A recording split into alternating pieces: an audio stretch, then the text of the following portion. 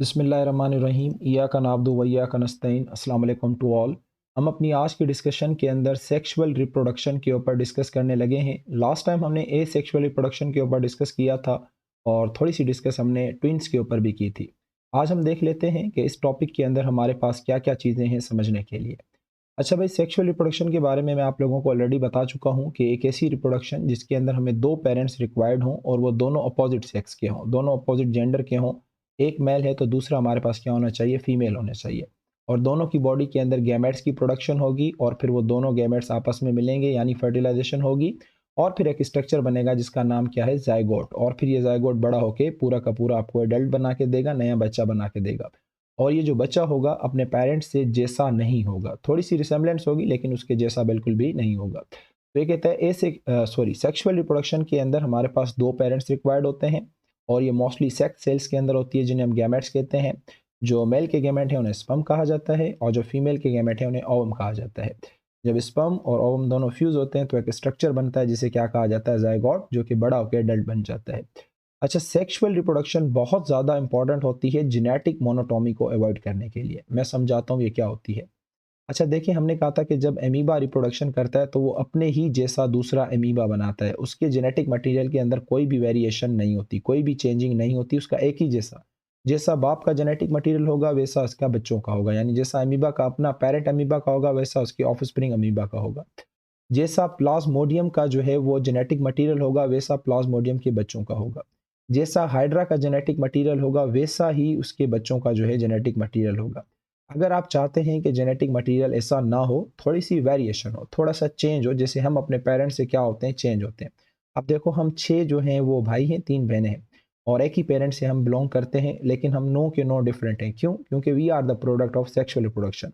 तो जब भी सेक्सुअल रिप्रोडक्शन होती है तो उसके नतीजे में वेरिएशन होती है। क्यों होती है ये भी इंशाल्लाह मैं आपको इसी बुक के अंदर चैप्टर नंबर 7 के अंदर डिटेल में समझाऊंगा कि ऐसा क्यों होता है। मियोसिस के अंदर होता है, ऐसा बताऊंगा आप लोगों को। तो सेक्सुअल रिप्रोडक्शन इसलिए होती है ताकि जेनेटिक मोनोटोमी अवॉइड हो। ये जो एक जैसा जेनेटिक मटेरियल आ रहा होता है ना, जिसके अंदर कोई भी वेरिएशन नहीं होती है, अगर आप चाहें तो आप इसे ख़त्म कर सकते हैं, आप इसे अवॉइड कर सकते हैं। किसके ज़रिए? सेक्सुअल रिप्रोडक्शन के ज़रिए। ठीक है, तो जेनेटिक मोनोटोमी की डेफिनेशन आप लोगों को पता होनी चाहिए कि भाई एक जैसा जेनेटिक मटेरियल चलता है, कोई वेरिएशन ना हो, इसे जेनेटिक मोनोटोमी कहा जाता है। मोस्टली पैरामीशियम, एमीबा, यूग्लिना इनके अंदर ये पाई जाती है जो ए सेक्सुअल रिप्रोडक्शन करते हैं। जो भी सेक्सुअल रिप्रोडक्शन करेगा उसके अंदर जेनेटिक मोनोटोमी नहीं होगी, उसको हम अवॉइड करेंगे। ठीक है। अच्छा, अब नेक्स्ट जो हमारे पास टॉपिक है वो है नेसेसिटीज ऑफ सेक्सुअल रिप्रोडक्शन। जो सेक्सुअल रिप्रोडक्शन होती है ना, उसकी कुछ नेसेसिटीज होती हैं। बाज़ औक़ात ये पीएमसी की टेस्ट के अंदर भी क्वेश्चन पूछा जाता है। सेक्सुअल रिप्रोडक्शन की जो नेसेसिटीज होती हैं वो है मैटिंग, बताता हूँ क्या होती है, फर्टिलाइजेशन एंड गेमेटोजेनेसिस। इंशाल्लाह ये तीनों हम अपनी इसी क्लास के अंदर डिस्कस करेंगे आज की क्लास के अंदर। पहले हम डिस्कस कर लेते हैं गेमेटोजेनेसिस के ऊपर। अच्छा, ये जो भाई गेमेटोजेनेसिस वर्ड है ना, ये दो वर्डों का कॉम्बिनेशन है। एक है गेमेटो और दूसरा है जेनेसिस। वर्ड गेमेटो का मतलब होता है गैमेट्स और जेनेसिस का मतलब होता है फॉर्मेशन, यानी गैमेट की फॉर्मेशन। तो गैमेट की फॉर्मेशन को क्या कहा जाता है? गेमेटोजेनेसिस कहा जाता है। और गेमेटोजेनेसिस कितने किस्मों की हो सकती है? दो, क्योंकि हमारे पास दो गैमेट बनते हैं, मेल के स्पर्म बनते हैं और फीमेल के ओवम। तो मेल के जो गैमेट बनने का प्रोसेस है उसे स्पर्मेटोजेनेसिस कहा जाता है और फीमेल के जो गैमेट बनने का प्रोसेस होता है उसे क्या कहा जाता है? oogenesis कहा जाता है। अच्छा भाई, ये oogenesis और स्पर्मेटोजेनेसिस मेल और फीमेल की बॉडी में कहाँ होती है? तो मेल फीमेल के जो हैं वो गोनेट्स होते हैं जो रिप्रोडक्टिव ऑर्गन होते हैं। फीमेल के अंदर दो ओवरीज होती हैं, ठीक है, और मेल के अंदर दो टेस्टिकल्स होते हैं। ठीक, तो दो ओवरीज जो हैं ये फीमेल का गोनेट कहलाती हैं और जो दो टेस्टिकल्स हैं ये मेल का गोनेट्स कहलाते हैं। इनके अंदर खास किस्मों के सेल पड़े हुए होते हैं जिन्हें जर्म सेल्स कहा जाता है। ठीक है, मैं बताता हूँ कि जर्म सेल्स और रिप्रोडक्टिव सेल या गैमेट्स में क्या फ़र्क है, आगे चल के बताता हूँ। तो फीमेल की ओवरीज के अंदर जर्म सेल पड़े होते हैं और मेल के टेस्टिस के अंदर जर्म सेल्स पड़े हुए होते हैं। फिर इन्हीं जर्म सेल से आगे अगर मेल है तो फिर क्या बनेंगे? स्पर्म, और अगर फीमेल है तो फिर इन्हीं से क्या बनेंगे? ओवम बनेंगे। तो आओ थोड़ा सा स्टार्ट करते हैं। पहले हम देखते हैं स्पर्मेटोजेनेसिस को और फिर देन जो है वो हम डिस्कस करेंगे किसके ऊपर? oogenesis के ऊपर। पहले हम थोड़ा-सा इसको खुद से ड्रा करके समझने की कोशिश करते हैं, फिर एक इमेज उसके ज़रिए हम समझने की कोशिश करेंगे। भाई लेट कंसीडर कि ये हमारे पास टेस्टिस है और इस टेस्टिस के अंदर जो है वो जर्म सेल्स मौजूद हैं। ये हमारे पास जर्म सेल्स मौजूद हैं। मैं सिर्फ़ एक जर्म सेल बनाता हूँ आप लोगों को जस्ट समझाने के लिए। अच्छा, जो जर्म सेल होता है ना बेटा, याद रखना ये नेचुरली टेस्टिस के अंदर मौजूद होता है और इसकी नेचर 2n वाली होती है, यानी कि ये जर्म सेल डिप्लॉइड होता है। देखो कितनी इंपॉर्टेंट बात है। बहुत सारे बच्चे ये कहते हैं कि सर जो डिप्लॉइड सेल है वो शायद गैमेट्स है। नहीं, डिप्लॉइड सेल जो जर्म सेल है बेटा वो आपके डिप्लॉइड होते हैं। और जो इससे स्पर्म बनेंगे, आगे कैसे बनेंगे वही मैं सिखाने जा रहा हूँ। वो स्पर्म हमेशा क्या होते हैं, हैप्लॉइड होते हैं, उनका नंबर हाफ होता है, वो n होते हैं। चलो भाई स्टार्ट करते हैं। भाई ये जो हमारे पास डिप्लॉइड सेल पड़े हुए हैं, जो जर्म सेल पड़े हुए हैं, सबसे पहले इनके अंदर होगी माइटोसिस। ठीक है, पहले तो मैं आपको समझा दूं माइटोसिस और मियोसिस का थोड़ा सा कॉन्सेप्ट मैं दे दूं। देखो भाई, बॉडी के अंदर जब भी माइटोसिस होगी तो दो बातें आपने याद रखनी है, सिर्फ दो बातें माइटोसिस से रिलेटेड। एक बात आपने ये याद रखनी है, जो क्रोमोसोम्स का नंबर है वो सेम रहेगा। ठीक है, वो कभी भी चेंज नहीं होगा, वो हमेशा सेम रहेगा। और माइटोसिस के नतीजे में हमेशा कितने सेल बनते हैं, दो सेल बनते हैं, बस ये अपने जहन में रखें, खत्म बात। अगर हम मियोसिस की बात करें, ये सेकंड हमारे पास क्या है, मियोसिस है। इसकी अगर हम बात करें तो मियोसिस के नतीजे में जो क्रोमोसोम्स का नंबर है वो कभी भी सेम नहीं रहता, वो क्रोमोसोम्स का नंबर क्या हो जाता है, हाफ हो जाता है। ठीक है, ताकि हाफ मेल से आए हाफ फीमेल से, बच्चे के अंदर दोबारा ओरिजिनल नंबर क्रोमोसोम्स का रिस्टोर हो जाए। और दूसरी इसकी शर्त क्या है कि मियोसिस के अंदर जो सेल बनते हैं वो चार बनते हैं, दो नहीं बनते, चार। इस तरह से, इस तरह से। तो मियोसिस एक नहीं होती, मियोसिस दो होती है। पहले जब दो बनते हैं तो उसको मियोसिस वन कहा जाता है, फिर उससे इन दो से फिर फर्दर दो बनते हैं तो इसको क्या कहा जाता है, मियोसिस टू। और मियोसिस वन और मियोसिस टू को मिला के एक पूरी मियोसिस होती है, जिसके नतीजे में चार सेल बनते हैं और चारों के अंदर क्रोमोसोम्स का नंबर क्या होता है, हाफ होता है। बस ये वो की पॉइंट है जो आप लोगों ने अपने जहन में रखनी है। मैंने साइड पे बना भी दिया, आप देखते भी जाना, समझते भी जाना। तो भाई सबसे पहले क्या होगा, ये जो जर्म सेल्स मौजूद हैं, ये कौन से सेल मौजूद हैं, जर्म सेल्स मौजूद हैं। इन जर्म सेल्स के अंदर क्या होगी, माइटोसिस होगी। जैसे माइटोसिस होगी तो अभी मैंने आपको बताया कि यहाँ से कितने सेल बनेंगे, माइटोसिस में दो सेल बनेंगे। दोनों का नंबर भी क्या होगा, 2n, इसका नंबर भी क्या होगा, 2n। ठीक है, माइटोसिस हुई जर्म सेल के अंदर, अभी तक इनके इनसे कितने सेल बने, दो। इन दो सेलों को कहा जाता है स्पर्मेटोगोनिया। ठीक है, क्या कहा जाता है, स्पर्मेटोगोनिया। आगे लिखा हुआ है तो परेशान होने की जरूरत नहीं, थ्योरी में सब कुछ लिखा हुआ है। तो इनको कहा जाता है स्पर्मेटोगोनिया। अगर एक है तो स्पर्मेटोगोनियम कहेंगे, अगर दोनों को मिला के पढ़ेंगे तो स्पर्मेटोगोनिया कहेंगे। ठीक है, अच्छा। अब क्या होगा, ये जो स्पर्मेटोगोनिया है इनके अंदर दोबारा माइटोसिस होगी। ठीक है, इसके अंदर दोबारा माइटोसिस होगी और इसके अंदर भी दोबारा क्या होगी, माइटोसिस होगी। तो यहाँ पे मैं एम आई लिख देता हूँ, एम आई मीन्स माइटोसिस, यहाँ पे भी एम आई लिख देते हैं, मीन्स माइटोसिस। यहाँ पे भी क्या होगी, माइटोसिस होगी। भाई जब यहाँ पे माइटोसिस होगी तो अंडरस्टूड बात है, यहाँ पे कितने सेल बनेंगे, दो। और यहाँ पे भी कितने सेल बनेंगे, दो। अंडरस्टूड बात है, हमने अभी अभी समझा है ना थोड़ी देर पहले। तो इसका नंबर भी दोबारा से 2n ही रहेगा, इसका नंबर भी 2n रहेगा, इसका नंबर भी 2n रहेगा, इसका नंबर भी 2n, क्योंकि हम माइटोसिस करवा रहे हैं और माइटोसिस के अंदर क्रोमोसोम्स का नंबर क्या होता है, सेम होता है। पहली बार जब माइटोसिस हुई तो दो सेल बने और उससे क्या बना, स्पर्मेटोगोनियम या स्पर्मेटोगोनिया, दोनों को मिला के। फिर जब दूसरी बार माइटोसिस हुई तो इसके नतीजे में बनते हैं primary spermatocytes. Primary spermatocytes, PS का मतलब क्या होता है, प्राइमरी स्पर्मेटोसाइट्स। कितने बने हैं, चार प्राइमरी स्पर्मेटोसाइट्स बने। ठीक है, अच्छा। अब वो स्टेज आया है कि जहां पे क्या होगी, मियोसिस होगी। अब तक हम माइटोसिस करवा रहे थे, अभी मियोसिस स्टार्ट हो जाएगी। इसके साथ भी मियोसिस होगी, इसके साथ भी मियोसिस, इसके साथ भी मियोसिस। मैं सिर्फ इस एक सेल के साथ मियोसिस कर रहा हूं आप लोगों को समझाने के लिए, वैसे होगा सबके साथ, मैं सिर्फ एक सेल को लेके चलूंगा। अब ये जो प्राइमरी स्पर्मेटोसाइट्स हैं इनके अंदर होगी मियोसिस। ठीक है, इनके अंदर जैसे मियोसिस होगी तो इसको हम लिखते हैं एम ई के साथ। पहले होगी मियोसिस वन तो मैं एम ई वन लिख रहा हूँ। ठीक है, जैसे एम ई वन होगी तो इसके नतीजे में कितने सेल बनेंगे, दो सेल बनेंगे। और अभी मैंने आपको बताया कि इसके अंदर क्रोमोसोम्स का नंबर क्या हो जाता है, हाफ हो जाता है। तो इसका देखो नंबर क्या हो गया, एन हो गया, 2n से क्या हो गए, एन हो गए। और ये होती है मियोसिस वन। जब मियोसिस वन होगी तो इससे जो प्राइमरी स्पर्मेटोसाइट से जो नए सेल बनेंगे इनको कहा जाएगा सेकेंडरी स्पर्मेटोसाइट। एसएस नाम से लिख देता हूँ, सेकेंडरी स्पर्मेटोसाइट्स। मियोसिस वन के नतीजे में कितने सेल बने, दो सेल बने। ये भी क्या है, सेकेंडरी स्पर्मेटोसाइट, और ये भी क्या है, सेकेंडरी स्पर्मेटोसाइट। ये तो हुई मियोसिस वन। अब इन्हीं के अंदर जब होगी मियोसिस टू तो फिर क्या होगा, एक सेल इससे बनेगा। ठीक है, और एक सेल जो है वो इससे बनेगा। अब जब इनके अंदर मियोसिस टू होती है, ठीक है, एम टू में लिख देता हूं, तो यहां से जो नए सेल बनेंगे उन्हें कहा जाता है स्पर्मेटिड्स। क्या कहा जाता है, स्पर्मेटिड्स कहा जाता है। ठीक, दो इससे बनेंगे स्पर्मेटिड्स, यानी दो सेल इससे बनेंगे और जो दो सेल है वो इससे बनेंगे। तो टोटल कितने स्पर्मेटिड्स हो गए, चार स्पर्मेटिड्स। यहाँ पे भी स्पर्मेटिड्स बन गए, यहाँ पे भी स्पर्मेटिड्स। अब क्या होगा, ये जो स्पर्मेटिड्स हैं ये आगे जाके मेच्योर हो जाएंगे, मेच्योर होने के बाद ये स्पर्म बना लेंगे, ये भी मेच्योर होगा स्पर्म बना लेगा, ये भी मेच्योर होगा स्पर्म बना लेगा, ये भी मेच्योर होगा स्पर्म बना लेगा। This is all about the spermatogenesis. बहुत आसान सी है, मैं नहीं समझता कहीं पे मुश्किल कोई बात थी। एक बार दोबारा ये भी समझा देता हूँ। देखो यहाँ पे ऊपर जर्म सेल्स मौजूद होते हैं, इन जर्म सेल्स के अंदर माइटोसिस होती है, एमआई होती है, और इससे क्या बनते हैं, स्पर्मेटोगोनियम बनते हैं। एक है तो मैंने बताया स्पर्मेटोगोनियम कहेंगे, गोनियम, दो है तो स्पर्मेटोगोनियम। अब हम एक एक लेके चलते हैं, दो दो कौन लेके चले। तो जब इसके अंदर दोबारा माइटोसिस होगी, एमआई होगी, तो क्रोमोसोम्स का नंबर देखो अभी तक क्या है, सेम है। तो दिस इज कॉल्ड, इससे जो नया स्ट्रक्चर बनता है उसे क्या कहा जाता है, प्राइमरी स्पर्मेटोसाइट्स। अब मैंने आपको बताया कि प्राइमरी स्पर्मेटोसाइट्स के अंदर पहले मियोसिस 1 होगी, तो इससे क्या बनेंगे, सेकेंडरी स्पर्मेटोसाइट, जैसा कि आपको दो नजर आ रहे हैं। फिर इन दोनों के अंदर क्या होगी, मियोसिस 2, ये लिखा भी हुआ है। फिर इससे दो स्पर्मेटिड बनेंगे और इससे भी दो स्पर्मेटिड बनेंगे। टोटल कितने स्पर्मेटिड हो गए, 4। अब ये बड़ा होकर स्पर्म बना लेगा, ये भी बड़ा होकर मैच्योर स्पर्म, ये भी बड़ा होकर मैच्योर स्पर्म, ये भी बड़ा होकर मैच्योर स्पर्म। और इस तरह से आपका जो स्पर्मेटोजेनेसिस का प्रोसेस है वो क्या हो जाता है, कंप्लीट हो जाता है। तो मुझे उम्मीद है कि जो स्पर्मेटोजेनेसिस है वो आप लोगों को समझ आ गई होगी। तो स्पर्मेटोजेनेसिस एक ऐसा प्रोसेस है जिसमें स्पर्म की फॉर्मेशन होती है कहाँ से, जर्म सेल से। जर्म सेल्स में सबसे पहले माइटोसिस होती है, दो डिप्लॉइड सेल बनते हैं जिन्हें स्पर्मेटोगोनिया कहा जाता है। एक को स्पर्मेटोगोनियम, दोनों को स्पर्मेटोगोनिया। अब ईच स्पर्मेटोगोनियम, जो हर स्पर्मेटोगोनियम होगा वो दोबारा से माइटोसिस करेगा, और नतीजे में 4 जो है वो हमारे पास क्या बनेंगे, प्राइमरी स्पर्मेटोसाइट्स बनेंगे। फिर हर प्राइमरी स्पर्मेटोसाइट्स के अंदर मियोसिस 1 होगी, और नतीजे में 2 हेप्लॉइड सेल बनेंगे जिन्हें सेकेंडरी स्पर्मेटोसाइट्स कहा जाता है। फिर हर सेकेंडरी स्पर्मेटोसाइट जो है वो दोबारा से मियोसिस 2 करेगा, नतीजे में 4 हेप्लॉइड सेल बनेंगे जिन्हें हम स्पर्मेटिड्स कहते हैं। अब ये स्पर्मेटिड्स क्या होंगे, मैच्योर होंगे, मैच्योर होकर ये डेवलप हो जाएंगे किसके अंदर, स्पर्म के अंदर।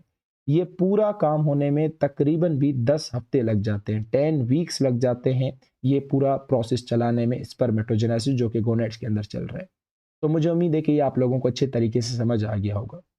अच्छा, अब हम थोड़ी सी बात कर लेते हैं किसकी, oogenesis की। यह भी बहुत आसान है, बहुत ज़्यादा जो है वो ईजी है, तो इसमें आप लोगों को परेशान होने की बिल्कुल भी ज़रूरत नहीं है। पहले हम वही अपना जो है हैंड राइटिंग से जो है पहले उसको समझेंगे, फिर जो है ये आपकी एक डायग्राम है, इसके ज़रिए मैं आपको समझाने की कोशिश करूँगा। अच्छा भाई देखें, हमारे पास ये फीमेल की ओवरी है, और इस ओवरी के अंदर ये जर्म सेल मौजूद है जिसका नाम क्या है, 2n। सबसे पहले क्या होगा, इस 2n के अंदर माइटोसिस होगी, जिसे हम एम आई से शो कर रहे हैं ना, पिछली कुछ उससे पूरा आप कौन लिखे, मुझसे लिखा नहीं जाता माउस से। तो जब इसके अंदर माइटोसिस होगी तो यहाँ से फिर कितने सेल बनेंगे, 2। मैंने बताया माइटोसिस में हमेशा कितने सेल बनते हैं, 2 सेल बनते हैं। इनके अंदर क्रोमोसोम्स का नंबर 2n होगा, ठीक है, और इन्हें कहा जाता है ऊगोनिया, ठीक है, ऊगोनिया। अगर दोनों को मिला के पढ़ेंगे तो ऊगोनिया, एक को पढ़ेंगे तो ऊगोनियम होगा, लेकिन मोस्टली हम एक एक लेके चलते हैं जैसा पीछे आपने इमेज में देखा। अच्छा, अब इन ऊगोनियम के अंदर दोबारा से क्या होगी, दोबारा से माइटोसिस होगी, याद रखना है, ठीक है। इसके अंदर अलग से माइटोसिस होगी और इसके अंदर अलग से माइटोसिस होगी। तो 2 सेल यहाँ बनेंगे और फिर 2 सेल यहाँ बनेंगे इस तरह से। लेकिन दोबारा से माइटोसिस हुई है तो ये भी 2, ये भी 2n, ये भी 2n, और ये भी क्या होगा, 2n। अच्छा, माइटोसिस से जो नए बनेंगे उनको कहा जाएगा प्राइमरी oocytes। क्या कहा जाएगा, प्राइमरी oocytes। इसे मैं शो कर देता हूँ PO से, ठीक है। वहां पे प्राइमरी स्पर्मेटोसाइट्स थे, वहां यहाँ पे प्राइमरी oocytes हैं। अच्छा, अब यहाँ इन चारों के साथ अब जो अगला स्टेप होगा ना वो होगा मियोसिस का। अब मैं इन चारों के साथ जो इस एक के साथ जो होगा ना वो इन चारों के साथ भी होगा, तो मैं बस एक को ही लेके चल रहा हूँ समझाने के लिए। तो होगा क्या कि ये जो प्राइमरी इस पर oocytes हैं, इन चारों के अंदर मियोसिस होगी, ठीक है। ME कर देते हैं, और मियोसिस पहले 1 होती है, फिर मियोसिस 2, जैसा कि आप लोग देखते आ रहे हैं। तो जब इसके अंदर मियोसिस होगी तो यहाँ से 2 सेल बनेंगे, एक छोटा सेल बनेगा और एक बड़ा सेल बनेगा, इस तरह से, ठीक है। मैं दोबारा से बता रहा हूँ कि माइटोसिस हुई, प्राइमरी oocytes बने।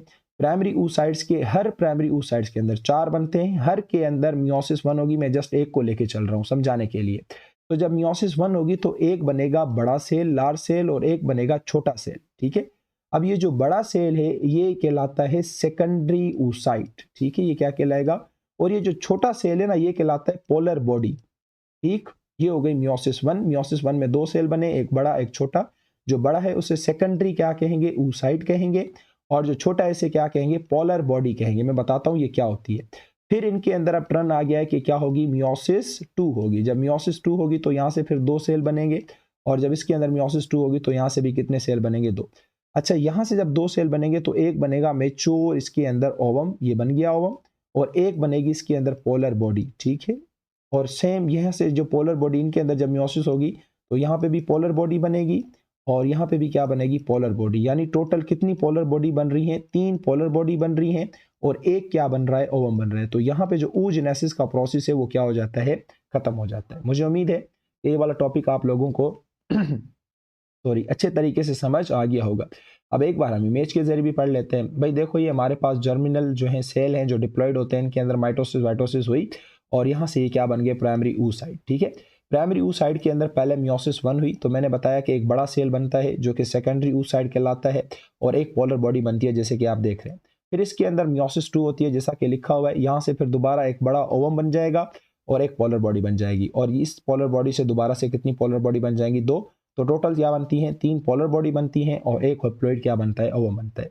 और इस तरह से oogenesis का जो प्रोसेस है वो कंप्लीट हो जाता है। ये पूरी बेटे आपको ओवरी दिखाई गई है ना, ओवरी का एक छोटा सा हिस्सा दिखाया गया है जिसमें ये सारा काम अंदर ही अंदर हो रहा है। तो मुझे उम्मीद है कि ये आपको टॉपिक जो अच्छे तरीके से समझ आ गया होगा। एक बार इसकी थ्योरी भी पढ़वा देता हूँ। भाई जो oogenesis है वो एक ऐसा प्रोसेस है जिसमें ओवम की फॉर्मेशन होती है। कहाँ से होती है, जर्म सेल से जो कि डिप्लॉयड होते हैं सॉरी, जो जर्म सेल्स होते हैं उनके अंदर पहले माइटोसिस होती है, फिर 2 डिप्लॉयड सेल बनते हैं जिन्हें oogonia कहते हैं, एक है तो oogoनियम कहेंगे। फिर oogoनियम के अंदर दोबारा से क्या होती है, माइटोसिस होती है, फिर 4 क्या बनते हैं, प्राइमरी oocytes बनते हैं। फिर जो प्राइमरी oocytes है, हर प्राइमरी oocytes, लेकिन मैंने सिर्फ एक लिया था, हर प्राइमरी oocytes के अंदर मियोसिस 1 होगी और नतीजे में 2 अनइक्वल हैप्लॉइड सेल बनेंगे, एक बड़ा जिसे सेकेंडरी oocyte कहा जाता है, एक छोटा जिसे पोलर बॉडी कहा जाती है। फिर जो सेकेंडरी oocyte है वो दोबारा से मियोसिस 2 करेगा, उसमें एक दोबारा से पोलर बॉडी बनेगी और एक पूरा का पूरा क्या बनेगा, मैच्योर ओवम बनेगा। ठीक है, और जो दूसरी पोलर बॉडी थी फिर उससे 2 पोलर बॉडी और बनेगी। तो इस तरह से टोटल 4 सेल बनते हैं, एक ओवम होता है और 3 पोलर बॉडी होती है। और ये पूरा एंटायर प्रोसेस जो है ये तकरीबन भी 1 महीना लेता है या 28 दिन लेता है। अच्छा, आपकी किताब लिखती है कि ये जो पोलर बॉडी हैं ये नॉन फंक्शनल होती हैं और डिसअपियर हो जाती हैं, गुम हो जाती हैं।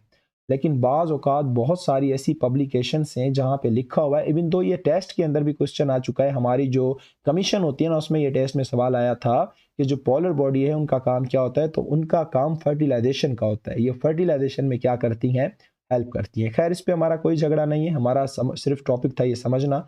तो मुझे उम्मीद है कि आप लोगों को समझ आ गया होगा।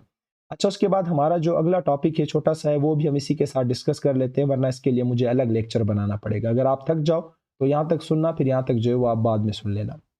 अच्छा भाई, मैटिंग जो है वो एक ऐसा प्रोसेस है जिसमें मेल और फीमेल दोनों आपस में मिलके अपने गैमेट्स को कंट्रीब्यूट करते हैं, अपने गैमेट्स को यूनाइट करते हैं for the process of fertilization. और फिर जो हमारा तीसरा स्टेप है वो है फर्टिलाइजेशन, एक ऐसा प्रोसेस जिसमें स्पर्म एंड ओवम दोनों आपस में मिलें और एक स्ट्रक्चर बने जिसका नाम जाइगोट है। इस प्रोसेस को क्या कहा जाता है, फर्टिलाइजेशन।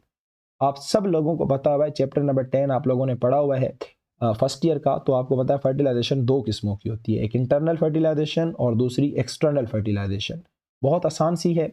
जो एक्सटर्नल फर्टिलाइजेशन होती है वो ज़्यादातर एक्वाटिक एनिमल्स के अंदर होती है, जो पानी के अंदर होते हैं। वो क्या करते हैं, जो मेल है वो अपने स्पर्म को पानी में डिस्चार्ज कर देता है और जो फीमेल है वो अपने ओवम को पानी में डिस्चार्ज कर देती है।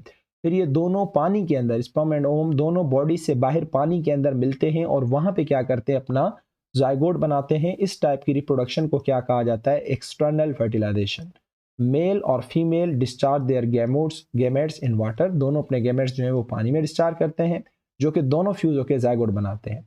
इस टाइप की जो रिप्रोडक्शन है वो एम्फीबियंस के अंदर, फिशेस के अंदर या दूसरे जो एक्वाटिक एनिमल्स हैं उनके अंदर पाई जाती है।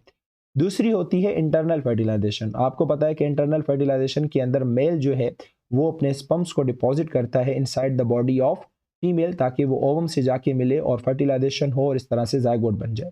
Mail introduce their sperms inside the body of female, इसमें मेल को जो है वो अपने स्पर्म्स बॉडी फीमेल की बॉडी के अंदर इंट्रोड्यूस करने पड़ते हैं। मोस्टली हमारे पास जो एनिमल्स हैं, जो बर्ड्स हैं, जो मैमल्स हैं, वो ज़्यादातर यही फर्टिलाइजेशन करते हैं, इंटरनल फर्टिलाइजेशन। एक छोटी सी बात है कि जो एक्वाटिक एनिमल्स के अंदर एक्सटर्नल फर्टिलाइजेशन होती है उसके चांसेस बहुत कम होते हैं, वो इतनी जो है वो सेफ नहीं होती, क्योंकि हो सकता है जो जाइगोट बना है उसको पानी में रहने वाला कोई दूसरा ऑर्गेनाइज्म क्या कर जाए, डैमेज कर जाए।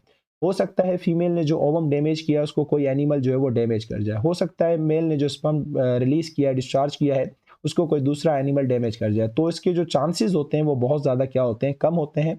इंटरनल जो फर्टिलाइजेशन होती है ना वो बिल्कुल सेफ होती है।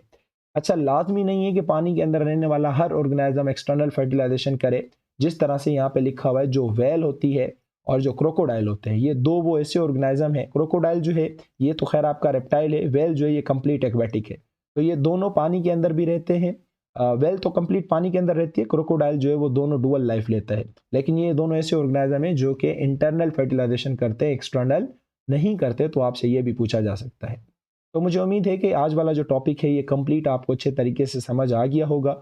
आप इसको पढ़ें, अच्छे तरीके से समझें, जहाँ प्रॉब्लम होती है आप उसी वक्त कमेंट बॉक्स में आके मुझसे पूछ सकते हैं। आप लोगों का बहुत शुक्रिया। अल्लाह हाफिज़।